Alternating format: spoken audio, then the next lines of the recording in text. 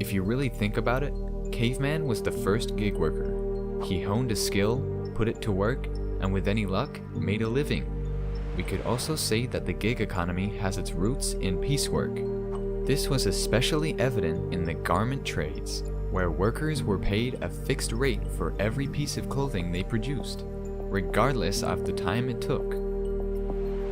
Coming out of World War II, workers began to organize themselves. That it was this transformation in the 1930s and 40s where workers demanded better lives. And until the mid-70s, the system in the developed capitalist economies appeared to grant some security to working class, above all in manufacturing. This illusion was shattered with the increase in economic turbulence that characterized the neoliberal era, beginning in the early 1980s, as millions of manufacturing jobs were obliterated even as output continued to grow. In the 19th century, the dream was to have a farm, to be independent, to be on the frontier. That dream gets substituted with a house in the late 20th century, but the house is not a site of production. You will still have to go to work.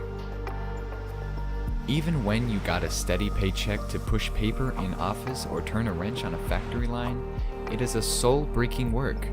Certainly, the opportunities we're looking for now is how we restore that kind of autonomy we always wanted, that went away in the industrial age.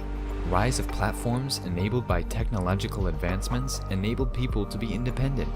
They could choose their own hours and tasks they desired, from writing a piece of software to delivering groceries. This also introduced few challenges. In gig economy, where temporary, unstable employment is commonplace, and people are denied permanent employee rights, it undermines the traditional economy and will aggravate unemployment, poverty, and immigration. So how can we make the platform economy a vibrant source of growth? There are two public policy domains that are critical. First, a social policy, or simply put, welfare. Shouldn't the social benefits be attached to citizenship rights?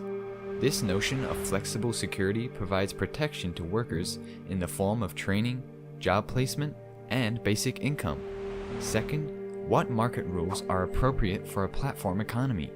There will be an array of political struggles over defining these rules, but the protections against market disruptions has to be provided for communities, clients, and workers. So, is it possible to guarantee social safety net and reasonable basic standard of living? The evidence from Nordic social policy model, flexicurity, suggests an emphatic yes.